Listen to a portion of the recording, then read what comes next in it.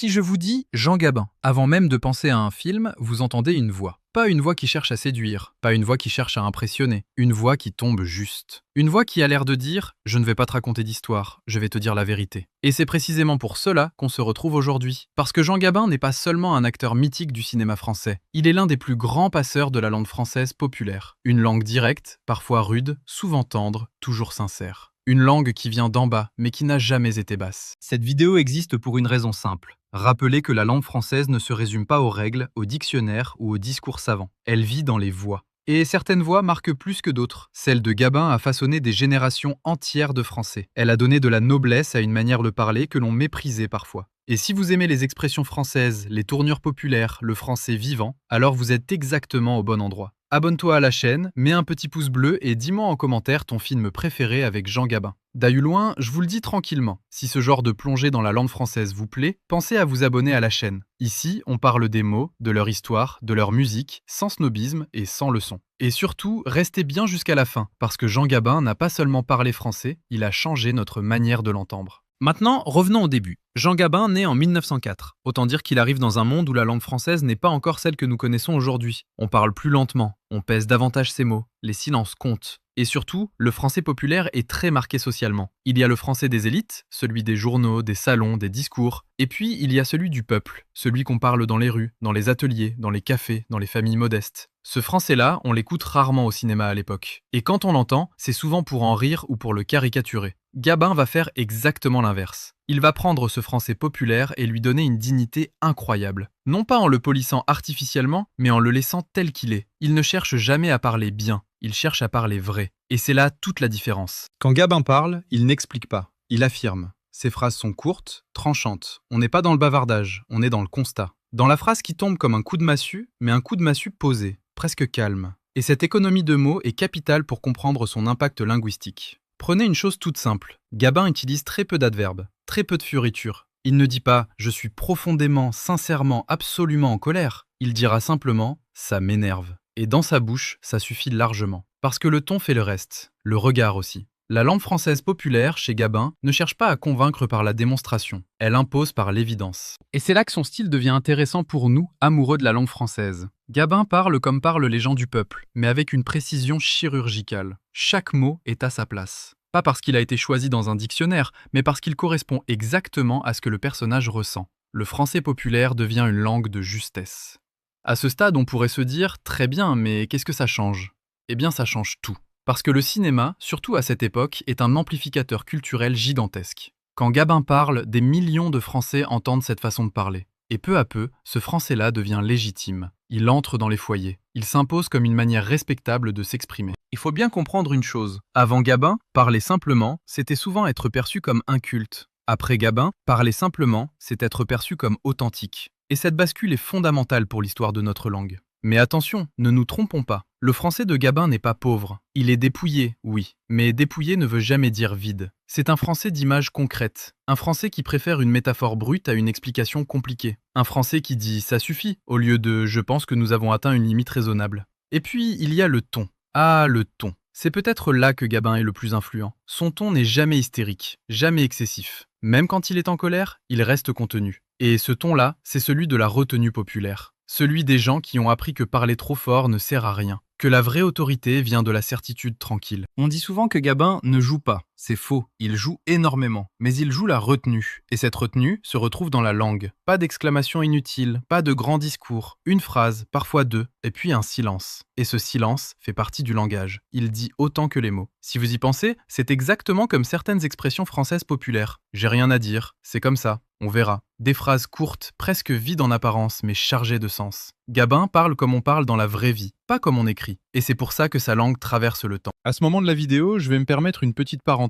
Si vous êtes encore là, c'est probablement que cette approche de la langue française vous parle. Alors n'hésitez pas à laisser un like. Ça aide énormément la chaîne à continuer ce travail de fond et ça me permet de vous proposer encore plus de contenu sur les mots, les expressions et notre patrimoine linguistique.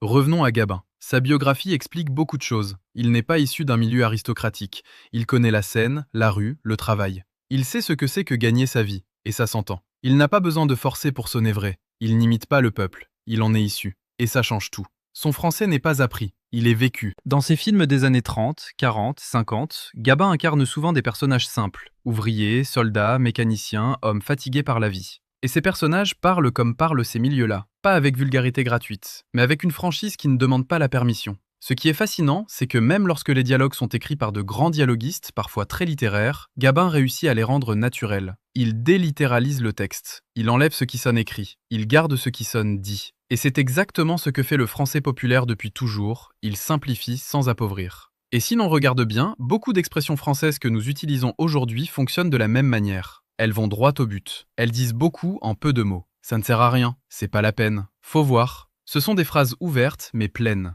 Gabin les incarne à l'écran avec une force incroyable. À ce stade, on pourrait croire que tout repose sur la voix. Mais non, la langue de Gabin, c'est aussi une syntaxe particulière. Il privilégie l'ordre naturel des phrases. Sujet, verbe, complément. Pas d'inversion sophistiquée, pas de construction alambiquée. C'est la syntaxe de l'oral. Et cette oralité assumée a contribué à légitimer le français parlé comme une forme valable de français. C'est extrêmement important, parce que pendant longtemps, on a opposé le bon français écrit au mauvais français parlé. Gabin, sans discours théorique, a prouvé que le français parlé pouvait être beau, puissant et profondément humain. Et cette démonstration a marqué durablement la culture française. Avant de continuer, je vous glisse une petite chose. Dites-moi en commentaire si vous avez déjà remarqué cette manière de parler chez Gabin ou si certaines de ces phrases vous ont marqué sans que vous sachiez pourquoi. Vos retours enrichissent énormément ces vidéos et j'adore lire vos analyses et vos souvenirs. Dans la suite, on va entrer encore plus profondément dans la mécanique de ce français populaire. On va analyser les tournures précises, les images, l'humour discret et surtout l'impact immense que Jean Gabin a eu sur notre manière de parler aujourd'hui. Allez, je vous prends un peu de temps pour vous demander de soutenir la chaîne. Derrière chaque expression française, il y a une histoire. Et derrière chaque vidéo de la langue française, il y a surtout des heures de recherche, d'écriture et de passion. Si ces vidéos vous apprennent quelque chose, si elles vous font sourire ou simplement aimer encore un peu plus notre langue, alors sachez qu'il existe plusieurs façons de soutenir la chaîne. Vous pouvez par exemple contribuer sur Tipeee. Même un petit geste fait une vraie différence pour continuer à créer du contenu de qualité. Vous pouvez aussi booster les vidéos, laisser un super thanks ou simplement liker et commenter. Ces actions, qui semblent toutes simples, aident énormément la chaîne à grandir. Il existe également les abonnements premium pour ceux qui souhaitent aller plus loin et accéder à du contenu exclusif. Dans la description, vous trouverez aussi des liens de produits en affiliation et bien sûr la boutique officielle La Langue Française avec des carnets, des stylos plumes et des objets pensés pour ceux qui aiment écrire et aimer les mots. Merci sincèrement à toutes celles et ceux qui soutiennent la chaîne, parce qu'au fond, cette chaîne, elle existe surtout grâce à vous. Alors maintenant que l'on a posé le décor, que l'on a compris d'où venait Jean Gabin et surtout d'où venait sa manière de parler, entrons dans le cœur du sujet. Comment parlait-il exactement ? Qu'est-ce qui fait que 60 ou 80 ans plus tard, ces répliques nous paraissent encore justes, actuelles, presque modernes ? Pourquoi ce français populaire-là ne sonne jamais ridicule, jamais daté, jamais caricatural ? La première chose frappante quand on écoute Gabin, c'est la sobriété. Il ne surjoue jamais les émotions par les mots. Là où d'autres auraient tendance à expliquer ce qu'ils ressentent, Gabin se contente de constater. Et cette manière de parler est typique du français populaire traditionnel. On n'analyse pas ses sentiments, on les vit. On ne dit pas « je suis profondément déçu », on dit « ça m'emmerde ». Et c'est terminé. Le reste est dans le regard, dans la posture, dans le silence. Car oui, le silence fait partie intégrante du langage gabinien. Et c'est quelque chose qu'on a un peu perdu aujourd'hui. Gabin sait se taire. Il laisse ses phrases respirer. Il ne remplit pas l'espace à tout prix. Dans la langue française populaire, le silence est une ponctuation. Il vaut parfois mieux qu'un non-discours. Et chez Gabin, ce silence donne du poids aux mots. Quand il parle peu, chaque phrase compte double. Ensuite, il y a ce goût pour les phrases affirmatives, presque définitives. Gabin ne pose pas beaucoup de questions. Il ne demande pas l'avis. Il énonce. Il dit « c'est comme ça ». Et là encore, c'est une marque très forte du français populaire ancien. On parle pour dire ce qu'on sait, pas pour débattre pendant 3 heures. Ce n'est pas de l'arrogance, c'est une économie de langage. Une manière de dire « voilà ce que j'ai compris de la vie ». Prenons une tournure très gabinienne. J'ai pas besoin de ça. Grammaticalement, c'est simple. Mais culturellement, c'est immense. Cette phrase dit l'indépendance, la fierté, parfois la lassitude. Elle ne précise pas ce qu'est ça, et c'est volontaire. Le français populaire fonctionne souvent par sous-entendu. On n'explique pas parce que tout le monde comprend.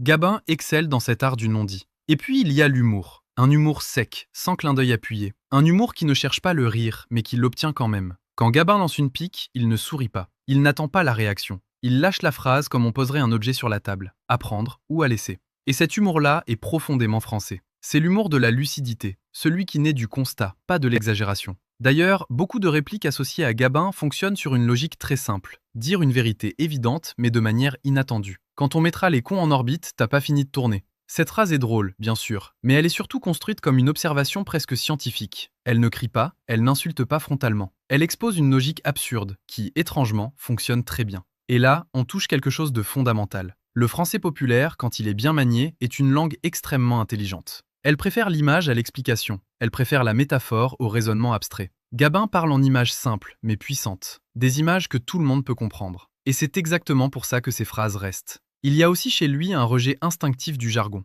Gabin ne parle jamais technique. Il ne parle jamais administratif. Il ne parle jamais intellectuel au sens pompeux du terme. Et ça aussi, c'est un héritage linguistique important. Le français populaire se méfie des mots compliqués. Pas parce qu'il ne les comprend pas, mais parce qu'il les soupçonne de masquer quelque chose. Gabin incarne cette méfiance avec élégance. Ce qui est fascinant, c'est que cette manière de parler a profondément influencé le cinéma français, mais aussi la langue de tous les jours. Après Gabin, on accepte beaucoup plus facilement qu'un héros parle simplement, qu'il ne fasse pas de grandes tirades, qu'il se contente d'une phrase, parfois même d'un grognement. Et cette évolution-là est capitale. Elle rapproche la langue du public, elle la rend plus humaine. À ce stade, je me permets une nouvelle petite pause. Si vous appréciez cette exploration du français populaire, pensez à laisser un like. C'est un geste simple, mais il permet à la chaîne de continuer à proposer des vidéos longues, travaillées, exigeantes sur la langue française. Et croyez-moi, ce genre de contenu prend du temps, mais c'est un vrai plaisir de le partager avec vous.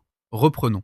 L'impact de Jean Gabin sur la langue française ne se limite pas à ses films. Il se ressent dans notre manière de valoriser certaines façons de parler. Aujourd'hui encore, quand quelqu'un parle simplement mais bien, on dit souvent « il parle vrai ». Et cette idée du parler vrai doit énormément à Gabin. Il a incarné une parole sans détour, sans faux semblant, sans rhétorique inutile. On retrouve cet héritage dans certaines expressions encore très courantes. Dire ce qu'on a à dire, parler franc, ne pas tourner autour du pot. Ce sont des valeurs linguistiques autant que morales, et Gabin les a portées à l'écran avec une cohérence incroyable. Il n'a jamais trahi ce style. Jamais. Même en vieillissant, même en changeant d'époque, il est resté fidèle à cette langue-là. Et c'est peut-être ça le plus impressionnant, la cohérence linguistique. Gabin n'a jamais essayé de se moderniser artificiellement. Il n'a jamais cherché à parler comme les jeunes, ni à adopter des modes langagières. Il est resté fidèle à son français. Et paradoxalement, c'est ce qui le rend intemporel. Parce que la sincérité ne se démode jamais. Si l'on regarde bien, beaucoup de créateurs aujourd'hui cherchent à sonner vrai. Ils parlent de spontanéité, d'authenticité. Gabin, lui, n'en parlait pas. Il l'était. Et cette authenticité se ressent dans chaque intonation, chaque pause, chaque mot choisi ou refusé. Il ne disait pas plus que nécessaire. Et souvent, il disait moins. Mais ce moins avait du poids. Et puis, il y a quelque chose de très important. Gabin ne méprise jamais la langue populaire. Il ne la regarde pas de haut, il ne la caricature pas, il ne la transforme pas en folklore, il la respecte. Et ce respect se sent. Quand il parle comme le peuple, ce n'est pas un jeu d'acteur, c'est une reconnaissance. Une manière de dire, cette langue-là mérite d'être entendue. C'est pour cela que son influence dépasse largement le cinéma. Elle touche notre rapport collectif au langage. Grâce à lui, on a appris qu'on pouvait parler simplement sans être simplet, qu'on pouvait être direct sans être grossier, qu'on pouvait être populaire sans être vulgaire. Et cette leçon-là est toujours valable aujourd'hui. À ce moment précis, j'aimerais vraiment connaître votre avis. Est-ce que vous aussi vous ressentez cette force dans la langue de Gabin? Est-ce que certaines de ces répliques vous accompagnent encore? N'hésitez pas à les partager en commentaire. Vos témoignages donnent une autre dimension à ces vidéos et ils montrent à quel point la langue française est une mémoire collective vivante. On arrive doucement à la fin de cette exploration. Et si je devais résumer l'apport de Jean Gabin à la langue française en une seule idée, ce serait celle-ci. Il a prouvé que le français du peuple pouvait être une langue de noblesse. Pas une noblesse artificielle, une noblesse humaine, celle qui vient de l'expérience, du vécu, de la sincérité. Il n'a pas inventé le français populaire, mais il lui a offert une scène, une voix, une visibilité immense. Il l'a rendu respectable, admirable, désirable même. Et aujourd'hui encore, quand on cherche à écrire un personnage authentique, on se demande souvent comment parlerait Gabin. Et c'est peut-être là, finalement, le plus bel hommage. Jean Gabin n'a pas seulement laissé des films, il a laissé une façon de parler, une façon d'être au monde par les mots. Une langue qui ne triche pas, une langue qui ne s'excuse pas, une langue qui dit « voilà ». C'est comme ça. Alors si cette vidéo vous a plu, si vous aimez ce genre de plongée dans la langue française vivante, je vous invite vraiment à vous abonner à la chaîne. Parce que cette série sur le cinéma et la langue ne fait que commencer. D'autres voix, d'autres styles, d'autres époques nous attendent. Et je vous promets qu'on continuera à parler des mots avec exigence, mais toujours avec plaisir. Merci d'avoir passé ces 20 minutes avec moi, avec Jean Gabin, et avec cette langue française qui continue de vivre à travers nos voix. Et souvenez-vous, parfois, pour dire beaucoup, il suffit de dire peu. Et ça, Gabin l'avait compris mieux que personne.